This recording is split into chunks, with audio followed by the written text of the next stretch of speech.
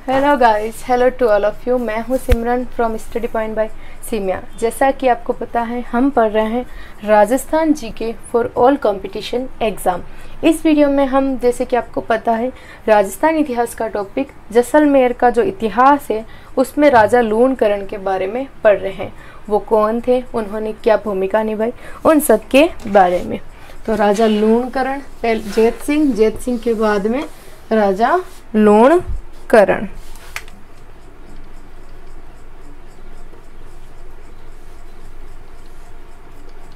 कब? 1528 ईस्वी में ये जैसलमेर के शासक बने थे। कब? 1528 ईस्वी में। ये किसके समकालीन थे? 1528 की बात है तो ये बाबर के समकालीन थे। किसके?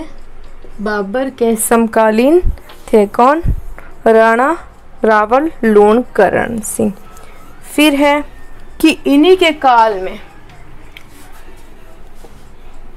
हुमायूं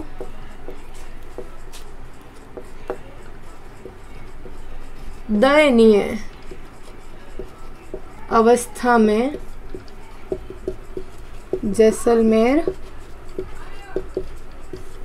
आया। ये यहाँ तक हो गया। इसके बाद बात आती है कि लूणकरण की बात आ गई किसके शासन के काल में, जो मतलब समकालीन, और हुमायूं इनके ही काल में जो कि आया था। और उसके बाद में है कि लूणकरण की पुत्री उमादेव का विवाह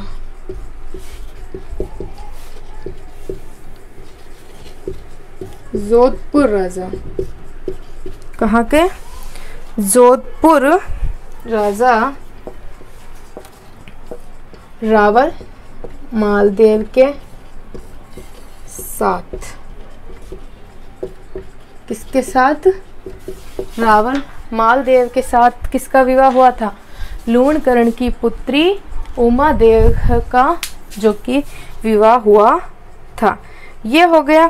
फिर बात आती है कि उमादेव है वो इतिहास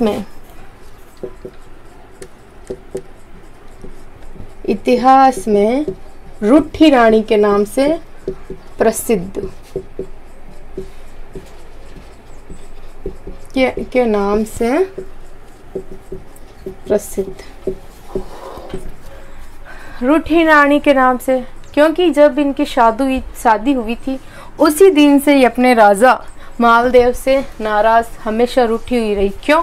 क्योंकि इतिहास में कहा जाता है कि जब इनकी शादी की मैरिड हुई थी, उस मैरिड नाइट को राजा मालदेव, जो कि किसी और जो दासियां होती है ना, उनमें से किसी के साथ उनके संबंध की स्थिति में रानी जो थी उमा देवी, उन्होंने देख लिया और उसके बाद हमेशा ये अपने राजा से रूठी रही, इसलिए इनका नाम रूठी रानी पड़ गया। तो लूणकरण बाबर के समकालीन, ये हो गई बात में। फिर लूणकरण वर्सेस कंधार शासक अमीर अली खां। लूणकरण और कंधार के जो शासक हैं अमीर अली खां के बीच में क्या हुआ था? युद्ध हुआ। क्या हुआ था? युद्ध हुआ था जो जैसलमेर का अर्धसाका कहलाया।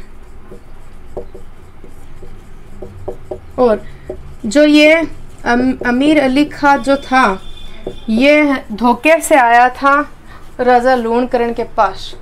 एक कहते हैं ना उसको, शरण में आया था, शरणागत रूप में, शरणार्थी के रूप में आया था अमीर अली खां, लेकिन धोखे से युद्ध मतलब आक्रमण कर दिया, युद्ध हो गया। तो इसमें क्या हुआ? लूणकरण क्या हो गई? वीर गति प्राप्त कर ली, यानी कि केसरिया तो हो गया। इनके पीछे किसी भी स्त्री ने जो कि जोहर नहीं किया, इसीलिए ये क्या क्या कहलाता है? अर्धसाका कहलाता। लूणकरण की तो हत्या हो गई, लेकिन फिर भी देव योग से, भगवान की आशीर्वाद समझो, भगवान का देव योग समझो, जीत किसकी हुई थी? जैसलमेर शासकों की जीत हुई। और जो अमीर अली खां है उसकी फिर, क्योंकि ये हार गया और जैसलमेर शासक जीत गए, भले ही लूणकरण की हत्या हो गई, तो फिर लूणकरण के जो पुत्र थे उन्होंने अमीर अली खां की हत्या करके उनका मतलब उनको मार कर फिर वापस वो जो कि शासन के उत्तराधिकारी बन गए। इस प्रकार से लूणकरण और उनके बाद में उनके पुत्र, ये हो गई। अब बात आती है हर्राज। लूणकरण के बाद में यदि किसी की हिस्ट्री पढ़ी जाती है तो वो जैसलमेर शासक हर्राज। तो राजा रावल हर्राज के बारे में पढ़ते हैं। 1561 से 1577 ईस्वी। लूणकरण किसके समकालीन थे? बाबर के। ये किसके समकालीन? अकबर के समकालीन। तो आपको ये भी पता होना चाहिए कि कौन सा शासक किसके समकालीन था, क्योंकि फिर इससे युद्ध और आक्रमण जो याद करने में बहुत सारी इजीनेस आ जाती है। तो इनका शासनकाल हो गया, ये किसके समकालीन थे वो हो गया। फिर इन्होंने क्या किया? अकबर की अधीनता स्वीकार की।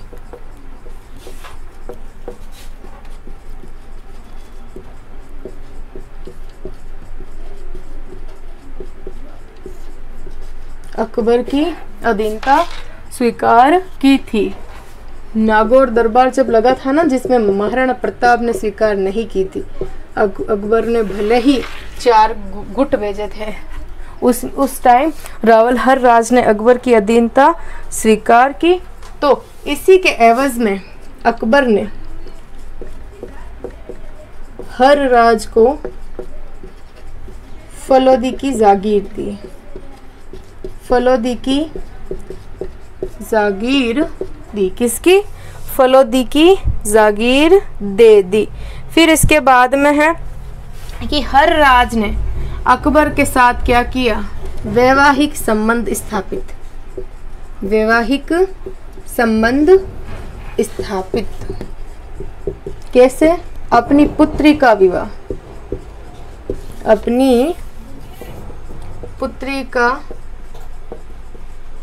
विवाह अकबर के साथ। तो ये यहाँ तक हो गया।